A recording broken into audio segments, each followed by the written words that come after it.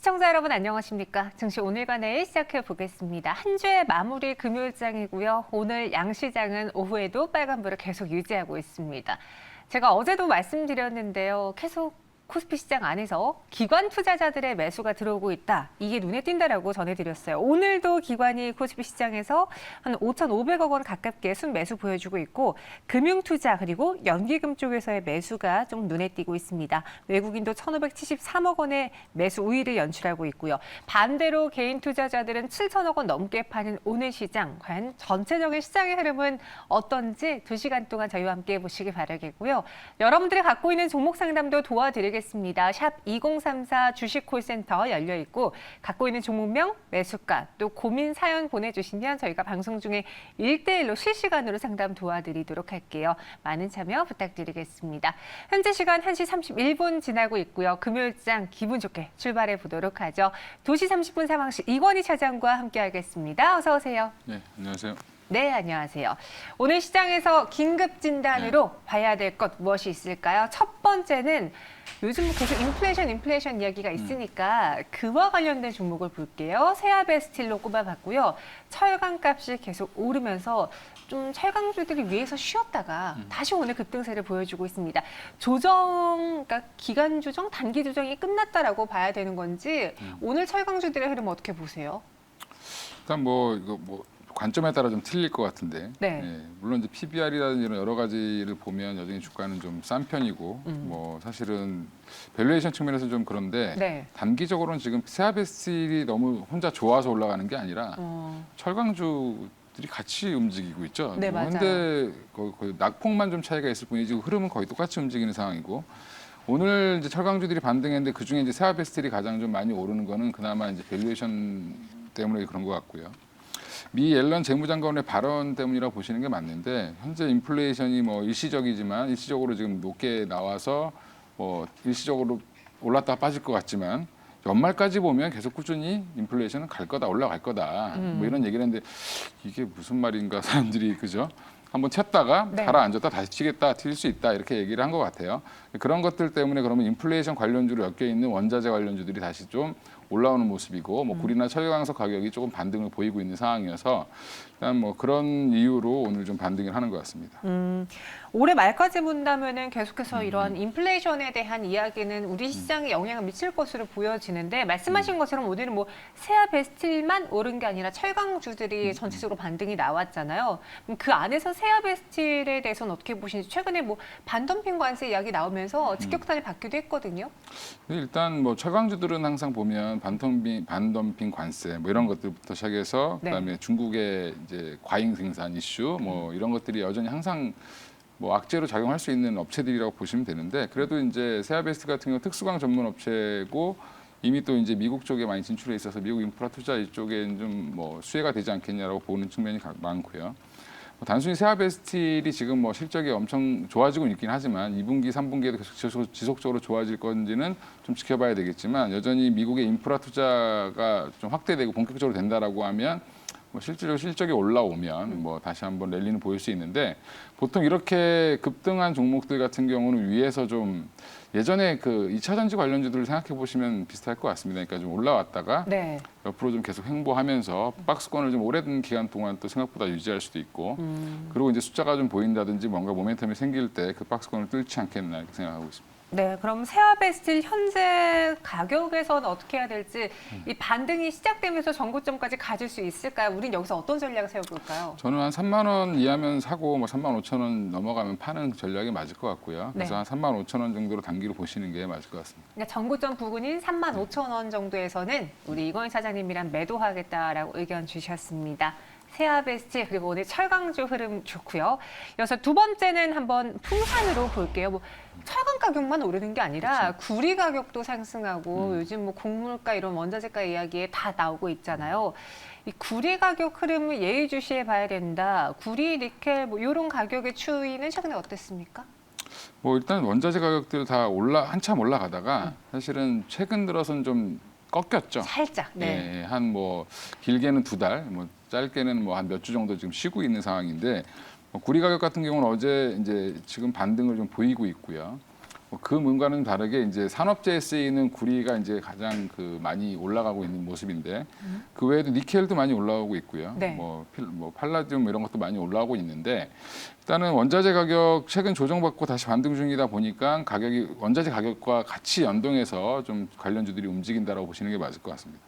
아니 제 주변에도 이 원자재가 상승에 따른 수혜를 볼 수 있는 종목들을 많이 담으셔서 제가 왜 담았는지 여쭤봤더니 인플레이션 이야기가 나올 때마다 시장은 좀 하락할 테니 오히려 해지 역할을 할 수 있는 그런 종목을 담아보는 게 어떻겠느냐라고 이야기를 하시더라고요. 동감하시는지요? 뭐 일단 그렇게 보시면 될 것 같아요. 그러니까 이게 코로나 국면 들어서서 엄청난 양의 돈이 이제 시장에 풀리면서 네. 결국에는 어떤 거라도 사라. 현금 갖고 있지 말고 뭐라도 사라. 주택이 됐든 뭐 원자재가 됐든 뭐라도 사라는데 이러는데 투기적 수요가 좀 많이 가해졌다라고 좀 보고 있고요. 가수요 현상도 좀 있을 것 같고 네. 그런 것들 때문에 일시적으로 이제 급등했던 원자재 가격들은 원자재 가격도 제가 볼 때는 약간 좀 원유가 급등했다가 옆으로 좀 횡보하는 것처럼 뭐 구리나 금 뭐 다른 원자재들도 마찬가지로 보이고요.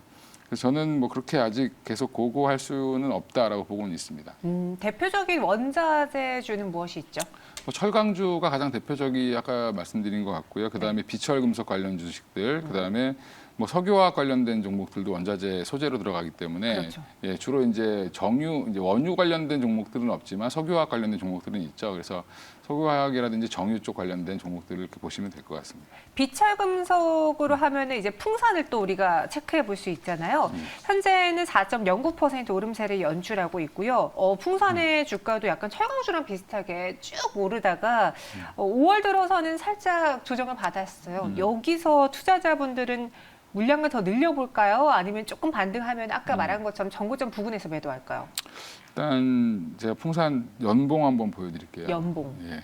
이게 보시면 2010년이죠. 경기 2008년 금융위기 이후에 네. 경기가 회복되면서 올라왔던 가격이 이제 꼭지가 거의 한 5만 원 정도고요.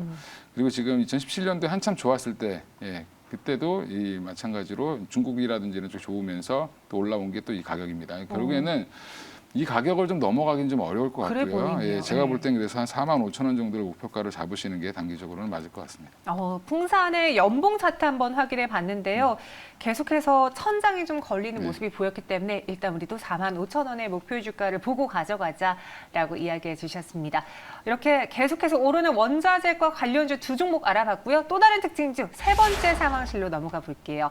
두산 인프라코어입니다. 굴착기 판매 호조 소식 때문에 뭐 두산 인프라코어 그리고 기계주들을 미리 담으신 분들 많을 텐데 이번에 또 뭐 수주 소식도 나오고요. 계속해서 계약 이야기가 나오고 있네요. 예. 뭐 두산 인프라코는 뭐 자체는 워낙 좋죠. 좋은데 이제 항상 두산 그룹 관련된 리스크 때문에 좀 계속 좀 주가가 저평가받았던 부분들이 있는데 네. 이런 부분들이 이제 현대건설기계로 넘어가게 되면서 사실은 뭐 좀 이제 해소가 되는 국면도 있고요. 그리고 지금 보면 중국 중심으로 판매는 호조세를 이루고 있습니다. 근데 좀 걱정인 거는 다른 경쟁업체들이 좀 많이 들어오면서 예, 마켓 시어는 오히려 좀 줄었습니다. 이 분기에. 그게 줄었는데 뭐 그래도 지금 워낙 주가는 좀 많이 빠져 있는 상태고 단기적으로 이제 여러 가지 리스크들을 해소하면서 충분히 뭐 모멘텀 상으로도 올라올 수 있는 자리인 것 같습니다. 예. 이 굴착기 시장 하면은 우리가 꼭 봐야 되는 시장이 미국 그리고 중국이잖아요. 그 중국과 미국에서는 지금 인프라 투자가 이루어지고 있는지 아니면 계획만 하고 있는지 실제 수요로 이어지고 있는지가 궁금해서요. 뭐 중국이나 뭐 미국 같은 경우 건설 경기는 사실은 뭐 주택 관련돼서는 굉장히 많이 좋고 미국 좋은데 주택가가 엄청 올랐대요. 예, 네. 그래서 지금 새로 더 짓겠다 뭐 이런 얘기도 자꾸 나오고 있어서 전 뭐 세계적으로 집값은 우리나라만 오른 게 아니라 네. 예, 주요 국가들이 많이 올랐기 때문에 그런 수요는 여전히 더 있는 것 같고요. 근데 이제 사실은 SOC 관련된 투자가 미국에서는 이제 계획은 되어 있고 발표는 했지만 아직은 예산안도 통과가 아직 안 돼 있기 때문에 그런 것들이 본격적으로 진행이 돼서 인프라 투자가 뭐 진행된다라고 하면 사실은 뭐 현대건설기계라든지 이런 쪽은 좀 더 보셔야 될 것 같고 그냥 두산바켓이 또 인수한 뭐 두산중공업도 요즘에는 뭐 원자력 좋아요. 관련돼서 올라오지만 사실은 이쪽으로 또 연결돼서 또 갈 수 있겠죠. 두산바켓은 미국이 주다 보니까 이렇게 네. 보시면 될 것 같습니다. 그럼 두산 인프라코어 가격 전략 세우면서 현대건설기계랑도 좀 비교해 주세요. 가격이 이제 두산 인프라코어도 단기적인 가격 조정 받은 후에 정고점 돌파했는데 아직 현대건설기계는 그에 비해서 또 한 번에 트라이할 수 있는 기회를 주는 거 아닐까라는 생각도 살짝 해봤거든요. 어떻게 생각하세요? 일단은 두산 인프라코어보다는 가격적인 매력은 현대건설기가 더 있는 것 같고요. 두산 네. 인프라코어는 지금 한 13,000원 정도가 아마 조금 걸리는 선이지 않겠나. 그래서 단기적으로 13,000원 정도를 보고 있고요.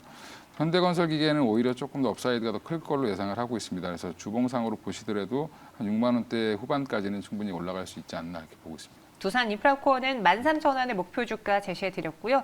상대적으로 좀 업사이드가 남아있는 건 현대건설기계다. 하지만 물론 두 가지 같은 상황 안에 놓여있는 종목이니까요. 큰 차이 없이 보셔도 될 것 같습니다. 이어서 다음 마지막 상황실로 넘어가 볼게요. 한진칼인데요. 네. 사실 이렇게 좀 잘 가는 종목들의 경우에는 뭐 목표 주가를 상향하는 종목들이 많이 나오는데 한진칼은 기존에 있었던 투자 의견 매도를 유지하겠다라고 KTB 투자증권에서 또 리포트가 네. 나왔습니다. 그 내용 좀 한번 살펴볼게요. 리포트를 한번 쭉 뭐 KTV 말고도 다 봤는데 네, 다 봤는데 어때요? 예, 목표가가 다 3만 원대, 2만 원대입니다. 지금 주가가 근데 6만 원대죠. 네. 여기서 반이 더 빠져야 된다는 얘기인데 절반 정도가. 왜 그렇게 안 좋게 볼까요? 일단은 이게 올라왔던 현진칼이 올라온 이유 자체는 사실 2만 원대부터 주가가 올라온 이유가 경영권 분쟁 때문에 올라온 거죠. 사실은 지분 싸움을 하다가 사실 지분 싸움 너무 많이 들어서 아시겠지만 그것 때문에 지분을 서로 확보하려는 경쟁 때문에 주가가 약간 과하게 올라갔던 부분들이 이제 좀 거품이 빠지고 있다라고 생각하시면 될 것 같고요. 네. 일단 1분기 영업이익도 655억인데 이게 YOY로도 적자 확대입니다. 어. 네, 그래서 계속 실적은 나빠지고 있고 지금 관련된 뭐 비상장 법인이라든지 이런 지분 평가들도 되게 낮아지고 있는 상황이고요. 네. 좋아지고 있는 거는 대한항공 주가가 좀 올라가면서 대한항공 지분을 좀 27% 이상 갖고 있으니까 지분 평가 이익만 조금 올라오고 있고 나머지는 그닥 좋지 않습니다. 그래서 관련 사업들도 잘 안 되고 있고 그런 것들을 좀 주가는 좀 그 대신에 그거에 비하면 너무 좀 비싸다라는 의견이 좀 강하다라고 보시면 될 것 같습니다. 그래서 오히려 이제 여행주나 항공주는 네. 앞으로 좋아질 거라는 기대감이 있는데 여기는 조금 더 안 좋아지는 게 조금 더 길어지지 않겠냐? 한진칼은. 예, 이렇게 보고 있는 상황인 것 같습니다. 그래서 서서히 거치고 있는 프리미엄이라고 하면서 경영권 분쟁으로 인한 그 가격 상승이 너무 다 반영된 가격이다. 따라서 투자액은 여전히 매도 유지한다라는 증권사 리포트를 확인해 봤습니다. 근데 궁금한 거는 여행주 항공주가 최근에 이 백신 접종이 속도를 내면서 많이 올랐잖아요. 네. 근데 둘의 재무 구조나 회사 경영 상태는 좀 다른 것 같아요. 항공주들은 코로나19에도 불구하고 잘 버텼잖아요. 네. 그런데 여행주들은 지금 재무구조 상태로 봤을 때는 이 주가가 조금 이해하기 어려운 주가다 이런 이야기도 있고요. 그 여행주는 아직은 기대감이라고 보시는 게 맞을 것 같고요. 네. 그러니까 어차피 주식이라는 게 뭐 6개월 뒤, 1년 뒤를 레벨업, 그러니까 밸류에이션을 하는 거기 때문에 6개월 뒤, 1년 뒤를 봤을 때 결국에는 뭐 집단 면역이 어느 정도 주요가들이 생기면 여행이 자유로워질 거다. 어느 정도 그런 것들 때문에 이제 폭발적인 수요가 나올 거다라는 것과 그다음에 여행이 그렇다고 해서 완전히 풀리지 않기 때문에 경쟁은 좀 제한적이겠죠. 그리고 이제 중소 여행사들이 많이 망했기 때문에 사실은 좋은 회사들만 남다 보면 네. 가격이 또 높아질 수밖에 없겠죠. 그렇네요. 그러면 당연히 조금 팔더라도 이익은 더 날 수 있기 때문에 그런 부분들까지 감안해서 아마 밸류에이션이 조금 업되는 모양이 있고요. 주가가 좋은 모양을 보이는 것 같고 항공주는 결국에 이제 반도체라든지 이런 첨단 제품 수출이 많으면서 사실은 화물로 버티고 있는 거다라고 보시면 될 것 같고요. 맞아요. 근데 여기서 이제 플러스 알파로 여행 수요가 조금만 늘어나더라도 늘어난다는 신호만 보여도 되게 좋을 것 같고 저가 항공들은 사실 대부분 수익이 동남아권 아니면 제주도였는데 제주도는 여전히 좋고 지금 이제 동남아 쪽은 아직 이제 시작할 거라고 이제 기대를 하고 있는 거죠. 그렇죠. 예, 그렇게 보시면 될 것 같습니다. 네. 미국에서도 여객 수요가 코로나19 이전에 한 90% 가까이 회복을 했다고 하니까 기존의 화물로 받쳐주고 있다가 여객까지 더해지면은 여행주들, 항공주들 더 기대해 볼 수 있지 않을까. 특히나 항공주 이야기해 주셨고요. 그럼 한진칼은 다르게 봐야 된다라고 앞서 이야기하셨잖아요. 가격 전략은 그럼 지금 매도 포지션으로 봐야겠어요? 네, 지금은 굳이 이거를 나는 아니다라고 해서 사실 필요는 없을 것 같고요. 지금 반등이 좀 나왔죠. 그래도 최근에 반등이 나왔는데 다시 경영권 분쟁이 시작된다라는 얘기가 있지 않는 이상은 좀 어려울 것 같고요.